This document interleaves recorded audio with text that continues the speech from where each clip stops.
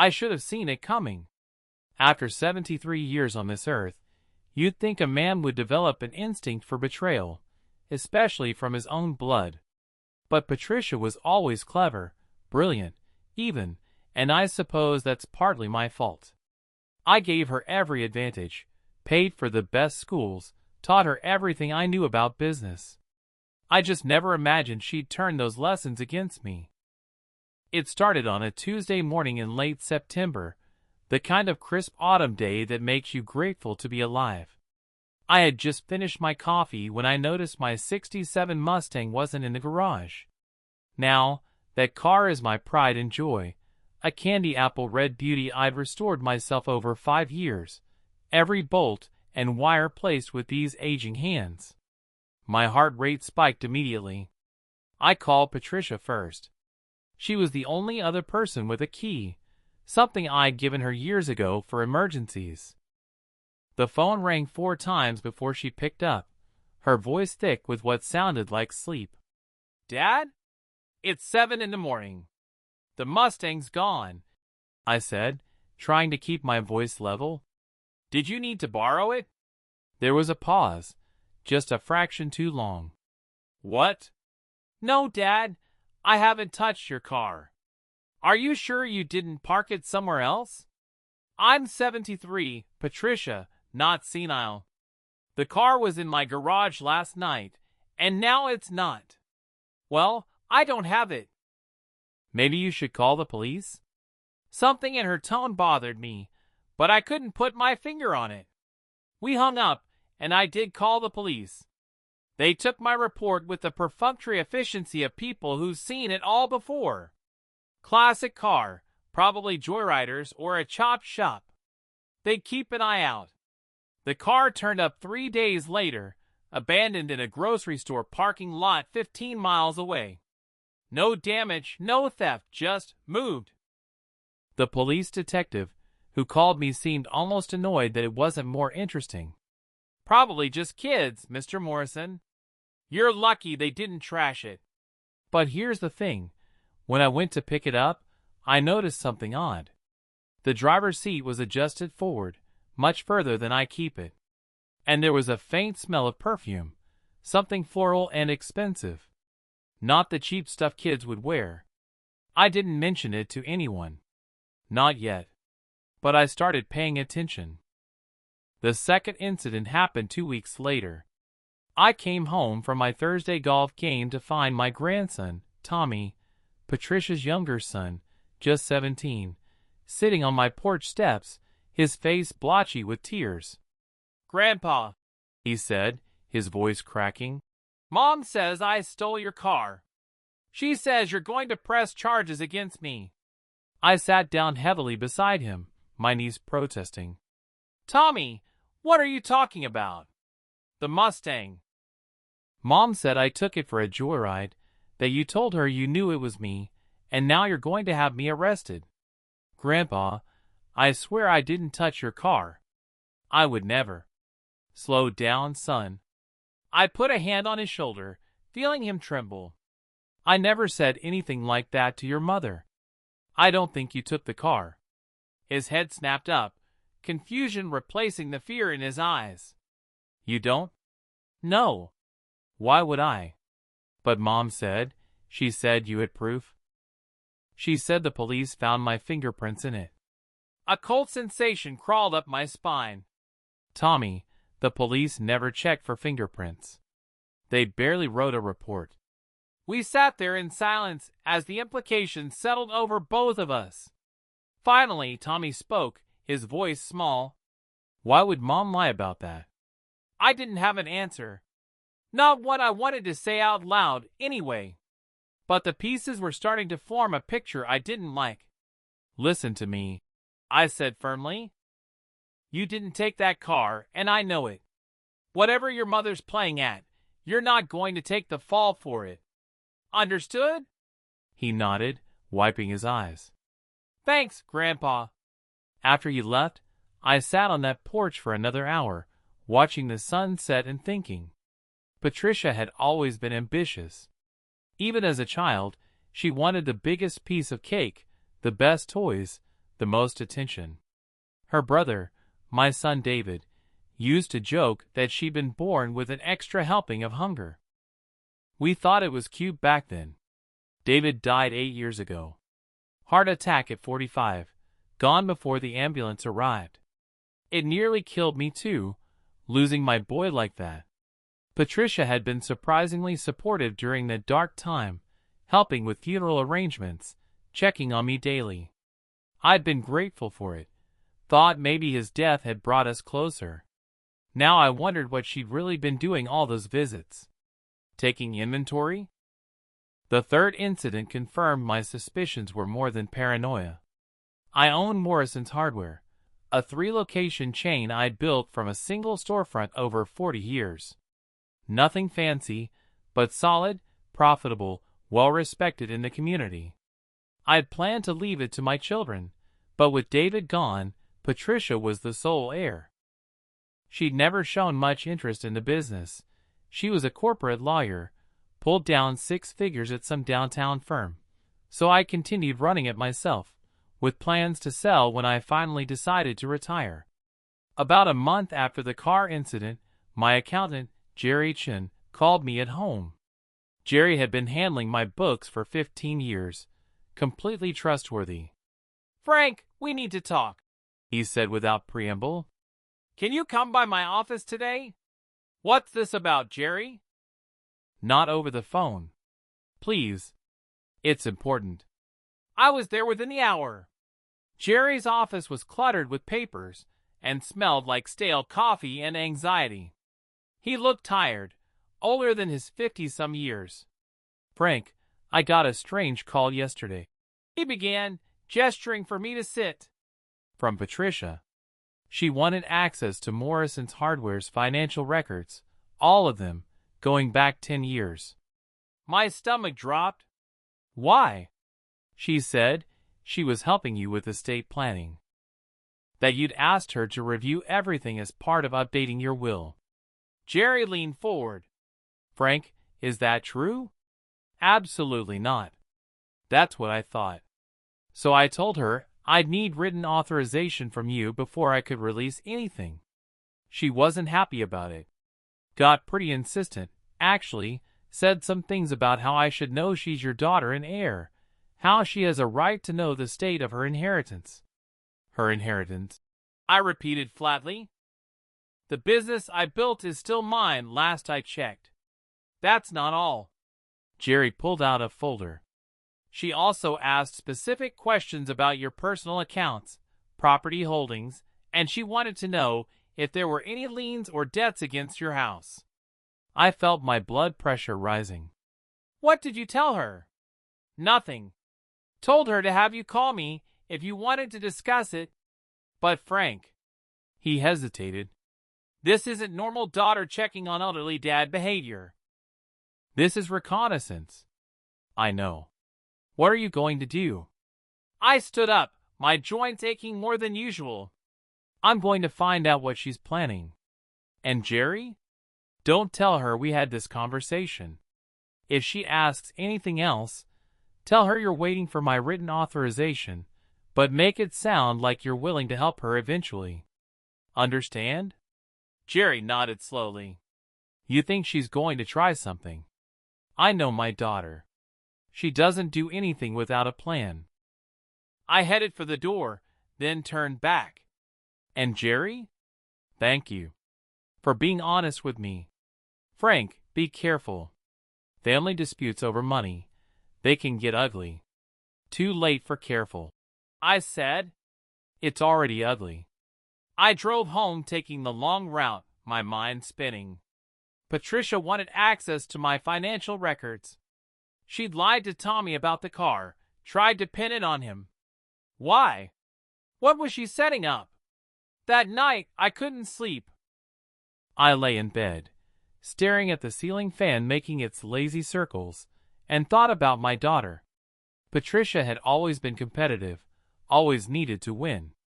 In high school, she'd sabotaged her best friend's college application because they both wanted the same scholarship. The girl never found out, but I knew. I'd found the unsent recommendation letter Patricia had stolen from a teacher's desk, hidden in her room. I should have done something then, made her face consequences. Instead, I'd quietly replaced the letter and said nothing, told myself it was just teenage ambition gone too far. Maybe that had been my first mistake. Around 2 in the morning, I got up and went to my study. I kept meticulous records, old habit from running a business, and I started pulling out files. Estate documents, property deeds, business papers, everything I owned, documented and organized. As I reviewed them, a pattern emerged. Several documents were slightly out of place, as if someone had looked through them and not put them back exactly right. My will was there, unchanged, but the folder had been moved. I always kept it behind the property deeds, and now it was in front. Someone had been in my files, and there was only one person besides me with a key to this house. The sun was rising when I finally formulated a plan. If Patricia was building a case for something, incompetence, financial mismanagement, who knew what, then I needed evidence of my own. I needed to know exactly what she was doing and why. I also needed allies. My first call was to my lawyer, Robert Hernandez. We'd gone to high school together, played football side by side, and he'd handled every legal matter for me since he'd passed the bar. If anyone could help me navigate what was coming, it was Robert. "Frank Morrison," he said warmly when his secretary put me through. "It's been, 6 months? How are you?" "Been better, Bobby. I need to talk to you about something sensitive. In person." His tone shifted immediately. "How soon?" "Today if possible." "Come by at 2. I'll clear my schedule." Robert's office was in one of the old buildings downtown, the kind with high ceilings and crown molding that reminded you of when things were built to last. He met me at the door himself, his silver hair immaculate, his suit probably worth more than my car. "You look worried," he said, gesturing me to a leather chair. "Talk to me." I told him everything. The car, the lies about Tommy, Patricia's inquiries about my finances, the disturbed files in my study. Robert listened without interrupting, his fingers steepled under his chin, his expression growing more serious with each detail. When I finished, he was quiet for a long moment. "Frank, I'm going to be straight with you. It sounds like Patricia might be building a case for a conservatorship." "A what?" "A legal conservatorship. She could petition the court to declare you mentally incompetent to manage your own affairs. If successful, she'd be appointed your conservator. Essentially, she'd control all your assets, your business, everything, while you're still alive." The room seemed to tilt. "But I'm not incompetent. I run 3 hardware stores, for God's sake." "I know that. But here's how it could work.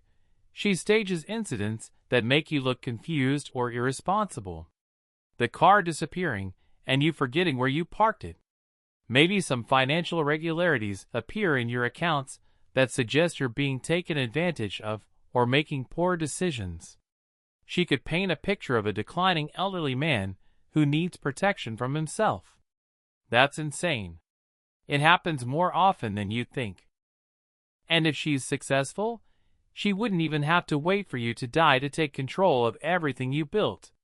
You'd be alive to watch her do it, but powerless to stop her." I felt sick. "So what do I do?" Robert leaned forward. "First, we document everything from here on out. Every interaction with Patricia gets noted, dated, recorded if possible. Second, we have you examined by a physician and a psychiatrist, friendly ones I'll recommend, who will document that you're in full possession of your faculties. Third, we start shoring up your legal defenses. I want to review your will, your estate plan, all your business arrangements. We need to make sure everything is absolutely airtight. And fourth, we find out exactly what she's planning. Because, Frank, if I'm right about this, She won't stop with just snooping around. She'll make a move soon. They always do. Over the next 2 weeks, I became a man with a mission. I saw Dr. Sarah Patel, my longtime physician, who put me through a comprehensive physical and cognitive assessment. Perfect health for my age, sharp as a tack, she wrote in her report. I met with Dr. Marcus Webb, a psychiatrist Robert recommended, who spent 3 hours with me and concluded there was no evidence of dementia, cognitive decline, or impaired judgment. I had cameras installed in my house, hidden ones, the kind you can't see unless you know where to look. Every room except the bathrooms, recording constantly to a cloud server. I changed the locks. I opened a safety deposit box at a bank Patricia didn't know about and put copies of all my important documents inside. And I watched. Patricia called me twice a week like clockwork, her voice honey-sweet with concern. How are you feeling, Dad? Are you eating well? Do you need anything? I played along, kept my tone light, complained about minor aches and pains. Let her think I was the declining old man she needed me to be. But I was watching. The cameras caught her letting herself in on a Wednesday afternoon, while I was supposed to be at a Rotary Club meeting. I deliberately told her about the meeting the day before, mentioned it would run long. Instead, I sat in my car 3 blocks away, watching the live feed on my phone. She went straight to my study. Spent 30 minutes photographing documents with her phone, my tax returns, business financial statements, property deeds. She was thorough, I'll give her that. Took pictures of my prescription bottles in the bathroom medicine cabinet too, probably hoping to find something that suggested cognitive decline. The blood pressure medication and vitamins must have disappointed her. Then she did something I didn't expect. She went to my computer, sat down at my desk, and logged in. How did she know my password? Had she watched me type it in during one of her visits? I felt a chill watching her navigate through my files, copying folders onto a flash drive. When she left an hour later, I waited 20 minutes before returning home. Everything looked exactly as I'd left it. If not for the cameras, I'd never have known she'd been there. That night, I called a private investigator Robert had recommended. Sam Delgado was ex-FBI, ran a small but respected agency. I met him at a diner on the edge of town, showed him the camera footage on my tablet. I need to know what she's doing with all this information, I said. Who she's talking to, what she's planning. Sam watched the footage twice, his expression neutral. She's your daughter? Unfortunately. Mr. Morrison, the judge continued, turning to me, I apologize that you had to endure this ordeal. The court recognizes your complete competency and your right to manage your own affairs without interference. Thank you, Your Honor. As we filed out of the courtroom, Patricia finally looked at me. There was something in her eyes, not remorse, but calculation. She was already thinking about her next move, how to spin this, how to recover. She'd always been a survivor. But I wasn't done yet. Patricia filed her petition on a Friday morning. I got the notice that afternoon, a court summons for a competency hearing in 15 days. The petition was thorough, I had to admit. 14 pages of carefully crafted lies and distortions, painting me as a confused, declining old man who could no longer manage his affairs. She'd included sworn statements from Dr. Friedman, who'd never actually met me but had reviewed the evidence Patricia provided. She'd included edited photos of my house showing disarray.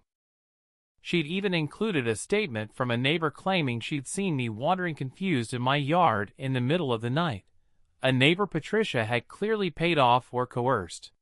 It was a masterpiece of manipulation.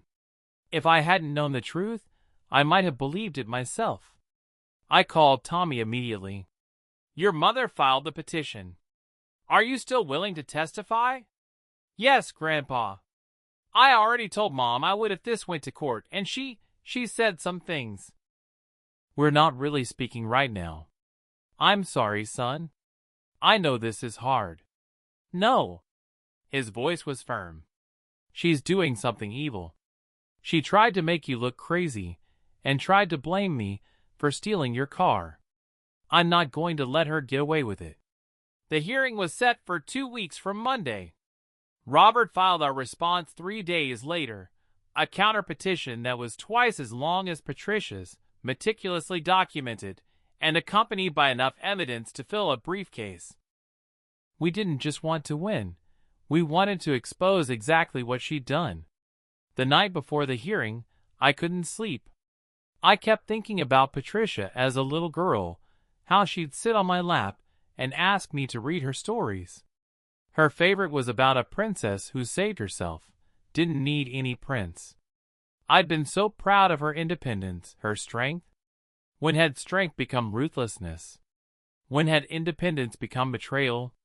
Maybe it had always been there, and I just refused to see it. The courthouse was one of those imposing stone buildings that reminded you the law was serious business. Robert met me on the steps, looking sharp in his navy suit. "Ready?" he asked.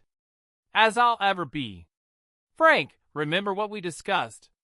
Stay calm, answer questions directly, don't let her bait you.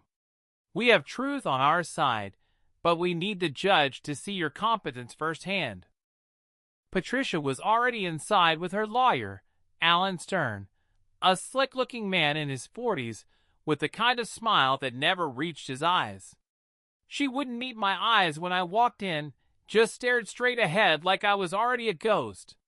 Judge Margaret Reynolds entered, and we all stood. She was in her 60s, gray hair pulled back in a neat bun, glasses perched on her nose, with a reputation for being fair, but taking no nonsense. I'd asked around.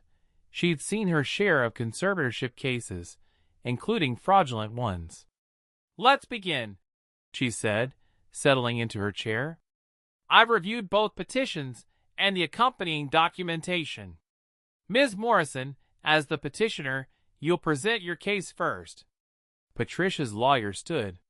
"Your Honor, this is a straightforward case of an elderly man who, through no fault of his own, has declined to the point where he can no longer safely manage his considerable assets. We have documentation of confused behavior, financial irregularities, and expert opinions supporting the need for a conservatorship." He called Dr. Friedman first. The doctor took the stand looking nervous, kept glancing at Patricia. Robert had done his homework. Friedman had been sanctioned twice for providing questionable evaluations, but apparently that didn't disqualify him from testifying. "Dr. Friedman, based on your review of the evidence provided by Ms. Morrison, what is your professional opinion?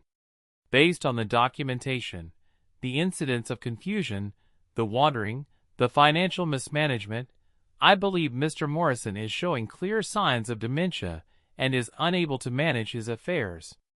And these opinions are based on your expert evaluation?" "Yes." Robert stood for cross-examination, and I saw Friedman tense. "Dr. Friedman, when exactly did you evaluate Mr. Morrison in person?" "Well, I reviewed the extensive documentation." "I didn't ask about documentation.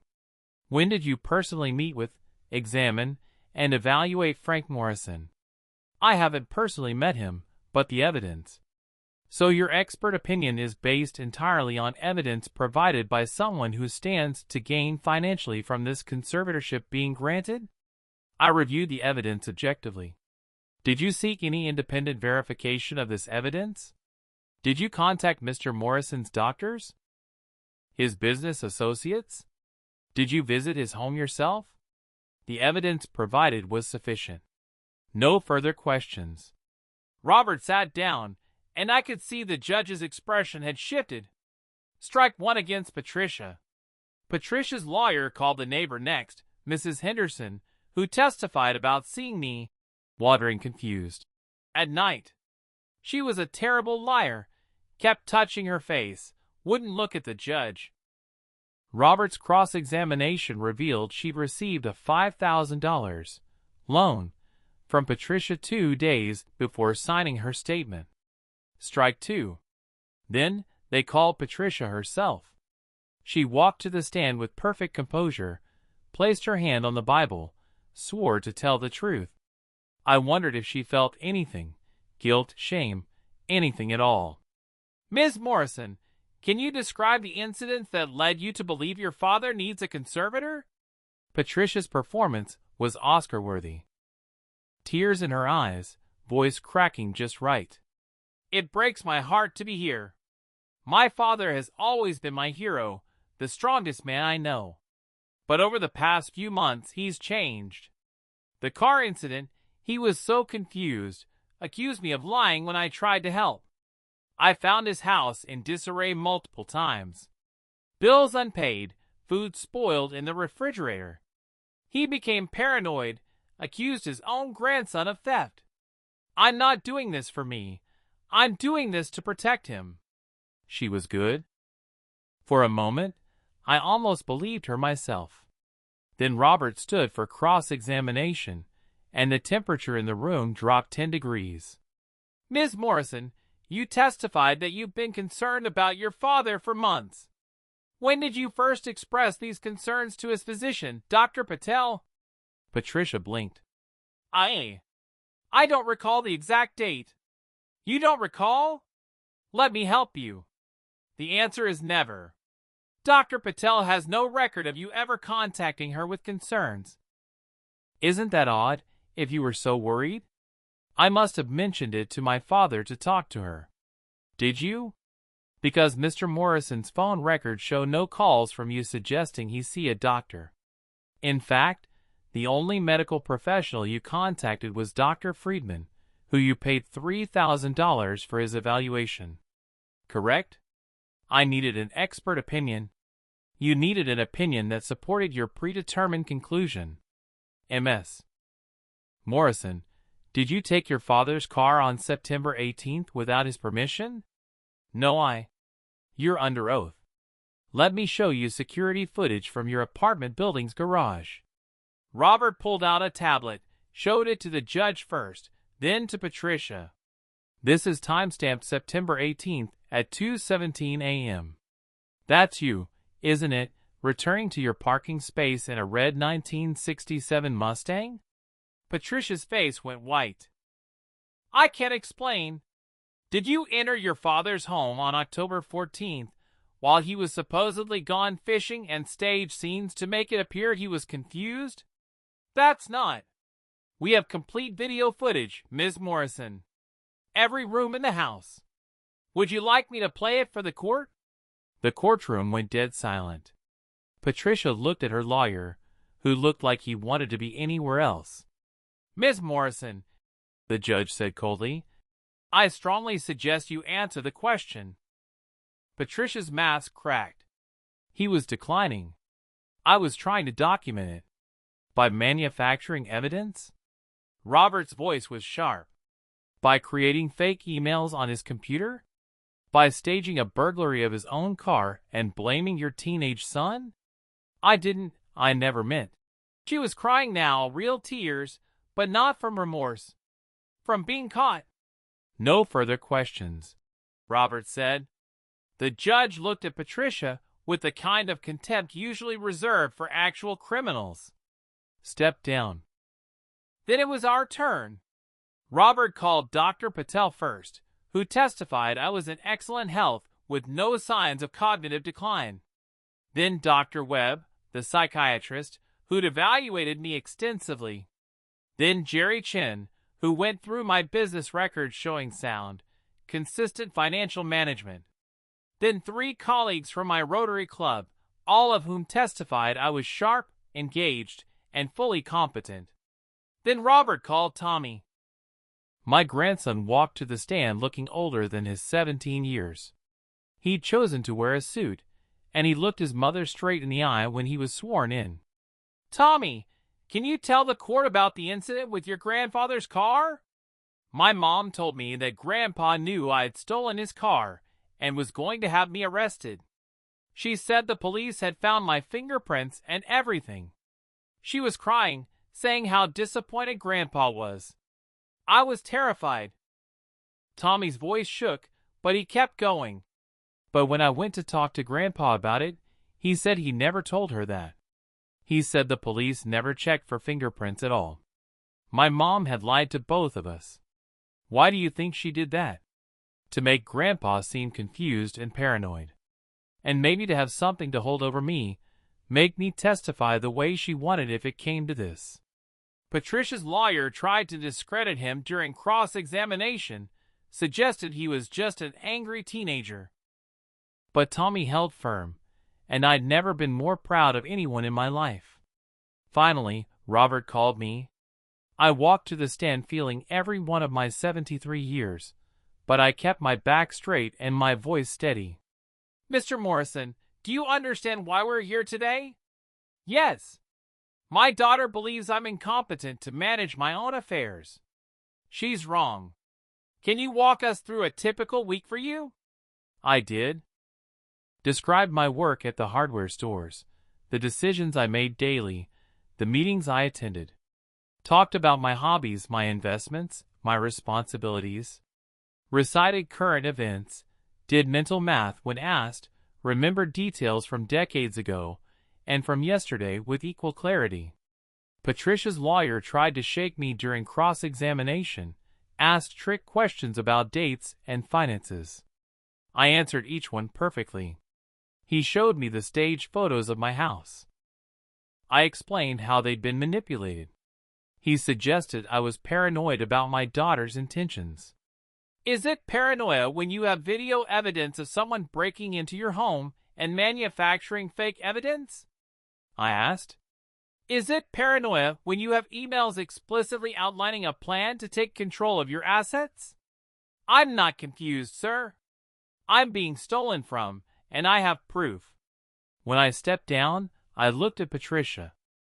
She was staring at the table, her lawyer whispering urgently in her ear. She looked smaller somehow, like the weight of what she'd done was finally crushing her. Judge Reynolds called a 30-minute recess. Robert and I went to a conference room down the hall. How do you think it went? I asked. Frank, I've been practicing law for 40 years. I've never seen a case this clear-cut. She's done. When we reconvened, the judge didn't waste time. I've reviewed all the evidence presented today, and I have several concerns. First, the petition for conservatorship appears to be based entirely on manufactured evidence. Second, there's substantial proof that Ms. Morrison engaged in fraud, perjury, and what amounts to elder abuse. Third, Mr. Morrison has demonstrated complete competency in every evaluation and in his testimony today. She turned to Patricia. Ms. Morrison, your behavior is beyond reprehensible. You attempted to rob your father of his autonomy, his dignity, and his life's work based on lies.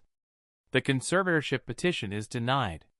Furthermore, I am referring this matter to the district attorney's office for potential criminal charges. You are hereby ordered to have no contact with your father unless he initiates it, and you are to return any and all documents, keys, or property belonging to him immediately. Patricia sat frozen, her face blank with shock. The criminal charges came swiftly. The district attorney's office was very interested in the video evidence of Patricia manufacturing documents, the forged emails, the staged scenes. Elder abuse, fraud, perjury, attempted theft. The charges stacked up like dominoes. Patricia hired an expensive defense attorney, probably charging it to credit cards she couldn't afford to pay. I heard through the grapevine that she'd been fired from her law firm once word got out about the case. Apparently, attempting to defraud your own elderly father doesn't look good when you're supposed to be an officer of the court. Her trial was set for 6 months out, but her lawyer pushed for a plea deal. Patricia would plead guilty to fraud and elder abuse charges in exchange for probation, restitution, and community service. No jail time, which honestly disappointed me, But the prosecutor explained that conservatorship fraud cases rarely resulted in prison sentences for first-time offenders. Still, the consequences were real. Patricia lost her law license. She had to pay me $75,000 in restitution, money she didn't have, which meant she'd be paying it off for years. She had a criminal record now, which would follow her forever. But I had one more card to play. 2 weeks after her plea deal was finalized, I called a family meeting at my lawyer's office. Patricia was required to attend as part of her restitution agreement. Tommy came too, along with Patricia's older son, Marcus, who'd been away at college during most of this, and was still processing what his mother had done. When Patricia walked in, she looked haggard. She'd lost weight, her hair wasn't as perfectly styled as usual, and there were dark circles under her eyes. She sat down without meeting anyone's gaze. Robert started the meeting. "We're here today to discuss Mr. Morrison's estate planning and his wishes going forward." Patricia's head snapped up, a flash of hope in her eyes. She probably thought I was going to be merciful, that blood was thicker than water, that I'd forgive her now that she'd been punished. "As you all know," I began, "I've spent my life building Morrison's hardware. 3 stores, a loyal customer base, a good reputation. I always intended to leave it to my children. When David died, that meant it would go to Patricia." I paused, let that sink in. "That's changed. Patricia, you are hereby disinherited. You will receive nothing from my estate when I die. Not the business, not the house, not a single dollar. Everything will be placed in a trust for my grandchildren, Tommy and Marcus, to be distributed when they turn 25. Patricia's face went white, then red. "You can't do that. I'm your daughter. You tried to steal everything from me while I was still alive," I said quietly. "You lied, you manipulated, you were willing to have me declared incompetent and locked away in some facility while you sold off my life's work. You involved your own son in your schemes, tried to pin crimes on him. So yes, I can do this, and I am doing it. Dad, please." Her voice cracked. "I made mistakes, but I'm your daughter. Your only living child. David was my child. A good man, honest, who never would have done what you did." "You're David's sister, and you dishonored his memory with your actions." I stood up, my hand shaking slightly. "But I'm not completely heartless. You're still Marcus and Tommy's mother, and they love you despite what you've done. So here's what's going to happen." I nodded to Robert, who slid a document across the table. "This is a trust fund I'm setting up in your name. It contains $50,000, enough to help you get back on your feet, pay off some of your debts, start over. But there are conditions. You will enter therapy and provide proof of ongoing treatment. You will maintain regular, healthy contact with your sons. You will never again attempt to manipulate, lie to, or take advantage of any member of this family. If you violate any of these conditions, the trust dissolves and the money goes to charity." Patricia stared at the document like it was written in a foreign language. "Additionally," I continued, "I'm offering you a job. Not at Morrison's Hardware. I don't trust you there. But I own the building that houses the downtown store, and the tenant upstairs is moving out. It's a small office space. You can't practice law anymore, but you're smart and you have skills. You can start a consulting business, something legitimate. The rent will be $500 a month, well below market rate, for 5 years. After that, market rate or you move out." "Why?" Patricia whispered. "Why would you help me after what I did?" "Because you're the mother of my grandchildren, and they don't deserve to watch their mother destroy herself completely. Because somewhere in you is the little girl I raised, and I have to believe she's not completely gone. And because—" I had to pause, push down the emotion rising in my throat. "Because I loved your brother, and he would have wanted me to give you a chance to be better. Tommy reached across the table and squeezed his mother's hand. She looked at him, and for the first time, I saw real remorse in her eyes. Not regret at being caught, but genuine shame at what she'd put her son through. "I don't deserve this," she said quietly. "No, you don't. But it's not about what you deserve. It's about what's right for this family going forward." Patricia signed the documents with shaking hands. Marcus and Tommy witnessed them. As everyone prepared to leave, Patricia approached me. "Dad, She stopped, tears streaming down her face. I'm so sorry. I know that's not enough, but I am. I was desperate and scared, and I convinced myself I was doing the right thing, but I was just greedy and awful, and I hurt you, and I hurt my kids, and Patricia." I put my hand on her shoulder. "You have a long road ahead of you. Therapy, rebuilding trust, finding out who you are when you're not trying to manipulate everyone around you. Maybe you'll get there, maybe you won't, but I'm giving you the chance. What you do with it is up to you." She nodded, wiping her eyes. "Thank you." After they left, Robert and I sat in his office, both of us exhausted. "You know," he said, "most people wouldn't have been that generous. Most people haven't lived as long as I have. I've learned that revenge feels good in the moment, but it doesn't heal anything." Patricia needed to face consequences, real ones, but she also needed to know there was a path forward. Otherwise, we'd all just be locked in this cycle of anger and hurt forever. "Still," Robert said, "you destroyed her plan pretty thoroughly." I smiled, remembering the look on her face in court when the video evidence started playing. "I did, didn't I?"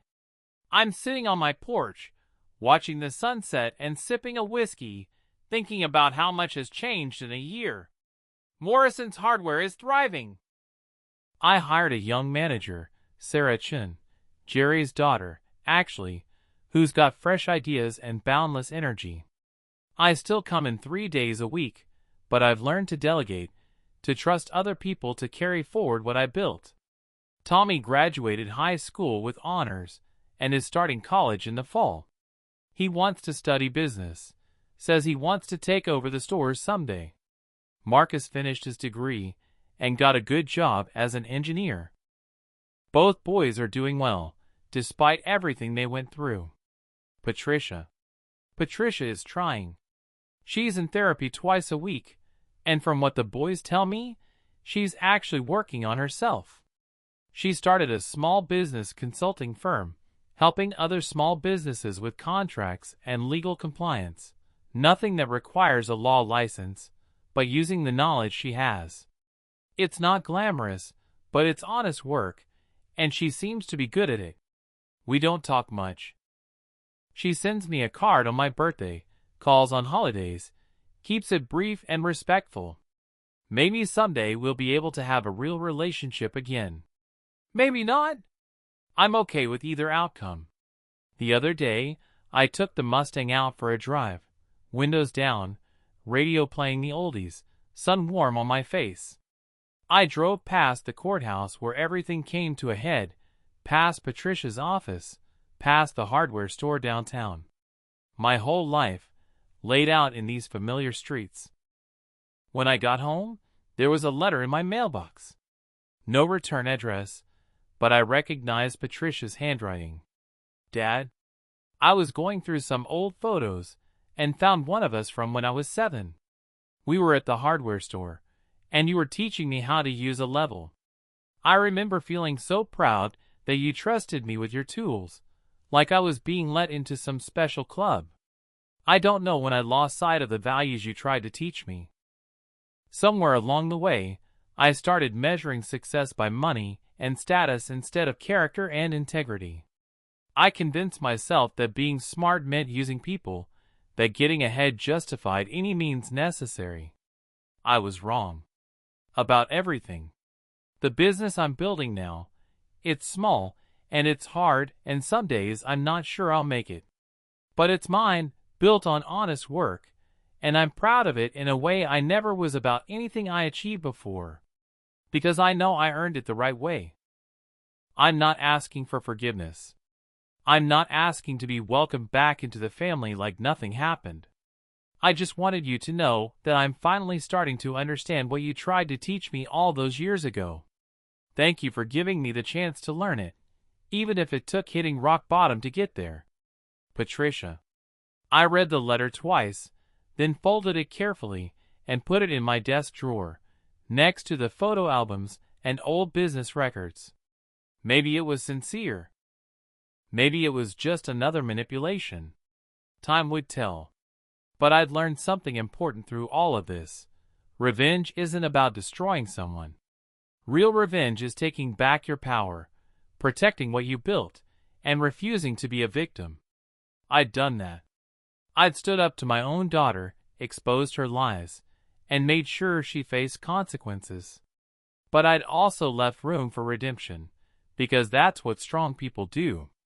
Patricia lost everything she tried to steal and more. Her career, her reputation, her inheritance, her relationship with me. Those were the natural consequences of her choices. But she didn't lose everything. She still has her sons. She still has a chance to build something honest. She still has the possibility of redemption. And I still have my dignity, my business, my peace of mind, and the knowledge that when I was tested, I responded with both strength and mercy. Tommy stopped by that evening, like he does most Sundays now. We sat on the porch together, and I told him about the letter. "Do you think she means it?" he asked. "I think she's trying to. Whether she succeeds is up to her. Grandpa, can I ask you something?" "Anything, son. Why didn't you just completely cut her off? After everything she did, you would have been justified." I thought about it for a moment, watching the fireflies start to blink in the gathering dusk. "Because, Tommy, the goal was never to destroy her.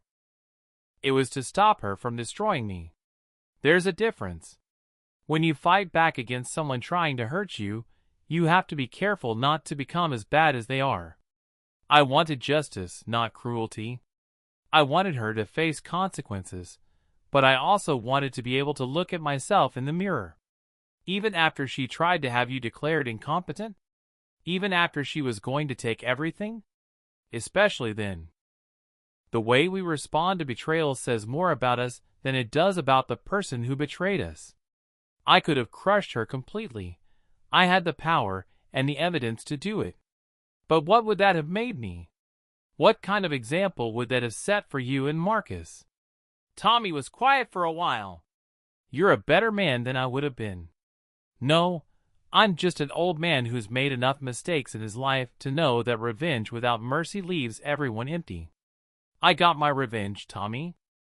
I stopped her, exposed her, made sure she faced justice. That was enough. We sat there as the sky darkened, the sound of crickets filling the warm night air. My whole life, I'd built things, businesses, relationships, a reputation. Patricia had tried to tear it all down, and she'd come close. But in the end, what I'd built was strong enough to withstand her attack. And more than that, I'd built strong enough that even after everything, there was still room for her to maybe someday find her way back. Not to take what was mine, but to build something of her own. That was the real victory. Not crushing my enemy, but remaining myself in spite of what she tried to do to me. The next morning, I went to Morrison's Hardware like I do every Monday, Wednesday, and Friday. Sarah was already there, reviewing inventory orders. A couple of longtime customers greeted me by name. A young couple asked for advice on their first home renovation project, and I spent 20 minutes talking them through it, recommending products, sharing tips I'd learned over decades. This was my legacy. Not just the stores, or the money, or the property, but the knowledge shared, the relationships built, the community served. Patricia had tried to take that away from me, reduce it all to numbers on a balance sheet, assets to be liquidated. She'd failed. At lunch, I drove over to the cemetery where David is buried. I hadn't been there in a while, and I felt like I owed him an update. I sat on the bench near his grave, the one with his name and dates carved simply into the stone. David Morrison, beloved son and father. Your sister tried to rob me blind, I told him, like he was sitting there next to me. Can you believe that? I handled it, though. Handled it the way I hope you'd be proud of. Made sure she couldn't hurt anyone else, but left the door open for her to be better. The wind rustled through the trees, and for a moment, I could almost hear David laughing. He'd always had a big laugh, the kind that made everyone around him smile.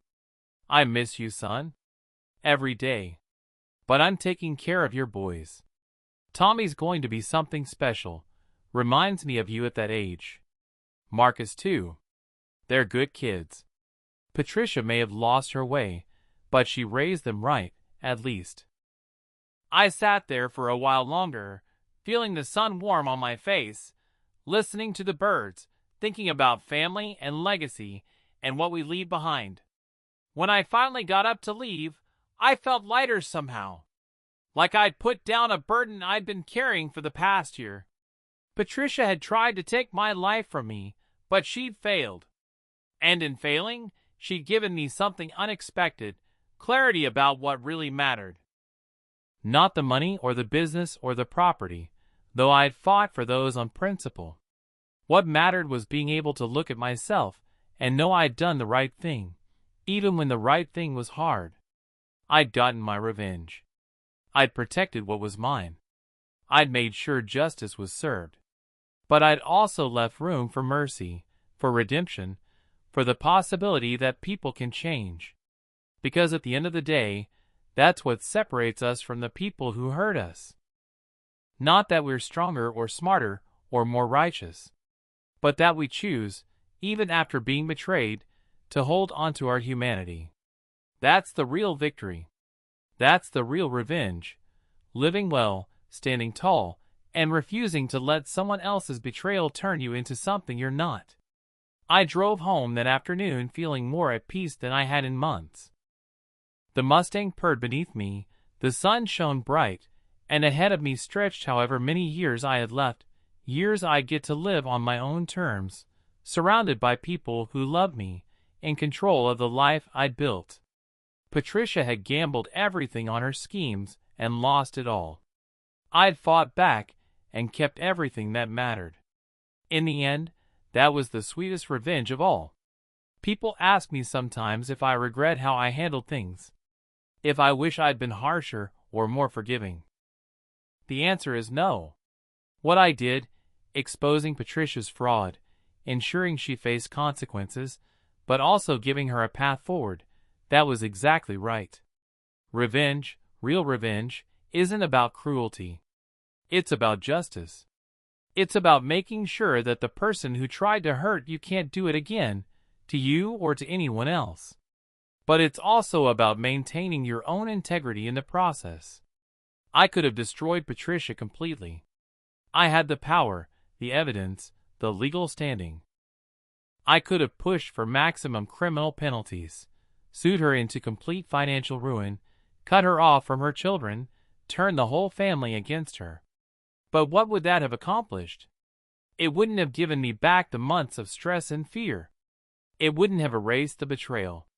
It would have just created more pain, more damage, more brokenness. Instead, I chose a different path. I stopped her. I made sure she faced real consequences. But I also gave her the tools to rebuild her life, if she chose to use them. That's the kind of revenge I can live with. The kind that lets me sleep at night. The kind that teaches my grandchildren that strength isn't about how hard you can hit back. It's about knowing when to stop hitting. Patricia lost everything she tried to steal and more. Her career, her reputation, her inheritance, her relationship with me. Those were the natural consequences of her choices. But she didn't lose everything. She still has her sons. She still has a chance to build something honest. She still has the possibility of redemption. And I still have my dignity, my business, my peace of mind, and the knowledge that when I was tested, I responded with both strength and mercy. In the end, we both got what we deserved. That's justice. That's revenge done right. And that's how a 73-year-old man who spent his life building things responded when his own daughter tried to tear it all down, with a careful, calculated plan that destroyed her schemes while leaving his own soul intact. I won. And she knows it. And that, more than any courtroom drama or financial penalty, is the victory that will echo through both our lives for whatever time we have left. Sometimes late at night, when I can't sleep, I think about what would have happened if I hadn't noticed that first clue, the adjusted car seat, the smell of perfume. What if I'd been just a little less observant, a little more trusting? Patricia would have filed her petition, and with her manufactured evidence and paid-off witnesses, she might have won. I'd be sitting in some facility right now, watching strangers sell off my life's work piece by piece, powerless to stop it. But I did notice. And I fought back. And I won. That's the lesson I want to leave behind for Tommy and Marcus. Pay attention. Trust your instincts. Don't let anyone, not even family, especially not family, take advantage of your trust. But when you fight back, fight with honor. Fight to win, but don't lose yourself in the process. Patricia taught me that blood doesn't guarantee loyalty. But Tommy, standing up to his own mother to tell me the truth, taught me that character transcends biology. That kid has more integrity in his little finger than his mother has in her whole body. The business will be his someday, his and Marcus's. They'll run it better than I ever could, with fresh ideas and new energy. But they'll run it with the same values I built it on: honesty, hard work, treating people fairly. Because those values survived Patricia's attack, just like I did. Sometimes I drive past Patricia's little office above the hardware store. The lights are usually on late into the evening. She's working hard, I'll give her that. Building something legitimate for the first time in her life. Whether it'll last, whether she'll stay on the straight and narrow, only time will tell. But I gave her the chance. That's what matters. I got my revenge by surviving her attack, by exposing her lies, by making sure she faced justice. But I got something more important too. I kept my soul. And when my time comes, whenever that is, I'll go knowing I did the right thing.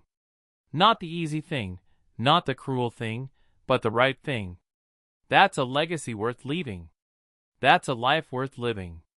And that's how you take revenge on someone who tries to destroy you. You refuse to be destroyed. You make them face the consequences of their actions, and then you move forward with your head held high. Patricia wanted to reduce me to a confused old man, incapable of managing his own life.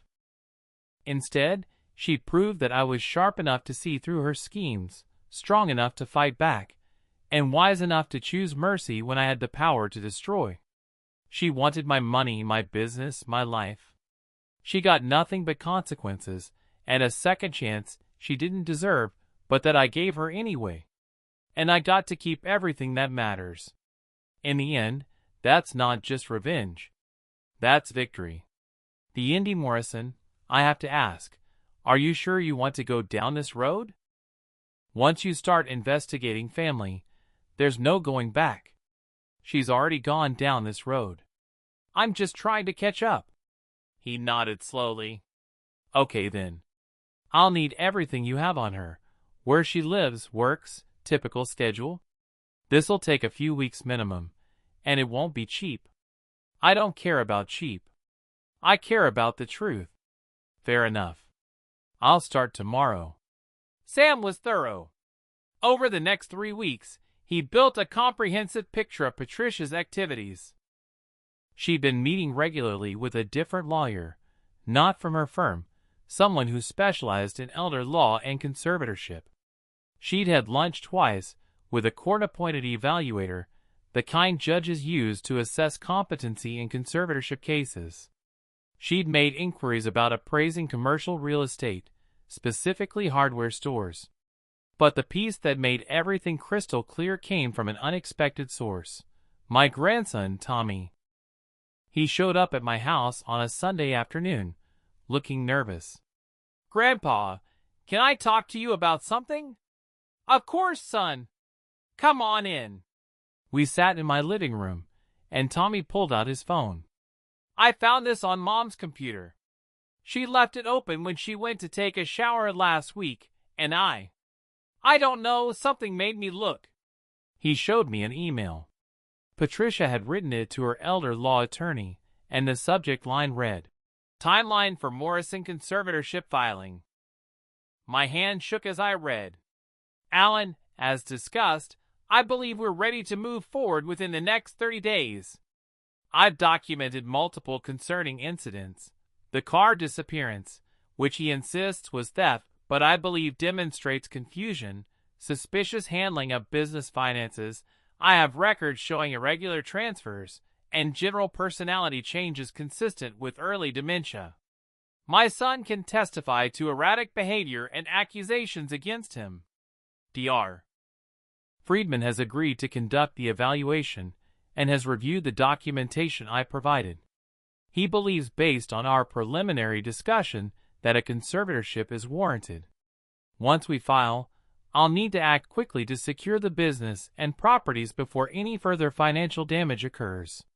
The appraisal suggests we're looking at roughly $8 to $12 million in total assets. Please prepare all necessary paperwork." I read it 3 times. $8 to $12 million. My whole life, reduced to a number on a spreadsheet. "Grandpa?" Tommy's voice was small. "I'm sorry. I know she's my mom, but this is wrong. She's lying about you, and she wanted me to lie too." I looked at my grandson, this good kid who'd been willing to risk his relationship with his mother to do the right thing. "Tommy, you have nothing to apologize for. Thank you for showing me this. It takes courage to stand up to family. What are you going to do?" I smiled, and it probably wasn't a nice smile. "I'm going to fight back." The next morning, I called an emergency meeting with Robert and Sam. Showed them the email, told them everything Tommy had uncovered. Robert read it twice, his jaw tightening.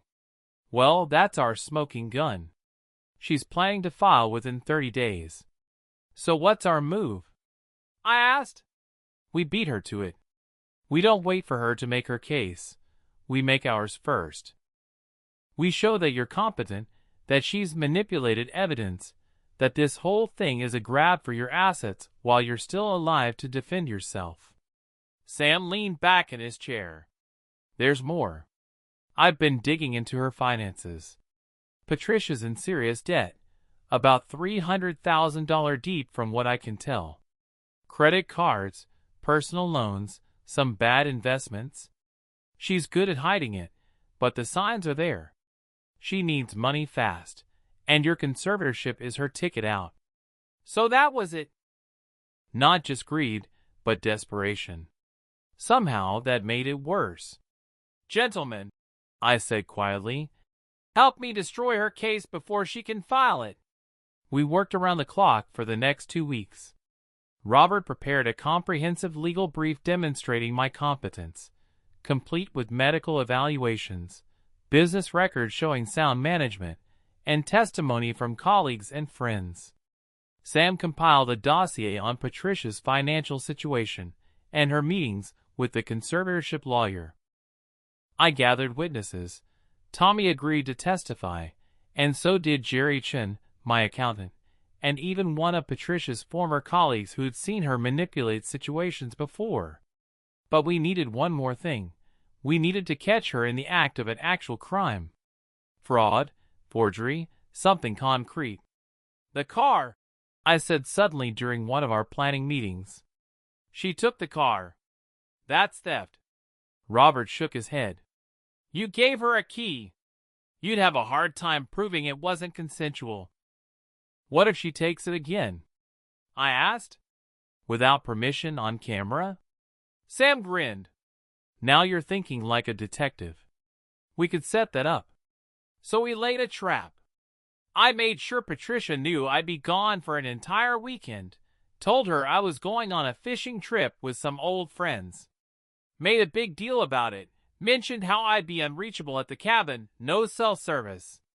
I even showed her my packed bags on video call. Instead, I stayed at Sam's office, watching the camera feeds. Patricia showed up Friday evening, 6 hours after I had supposedly left.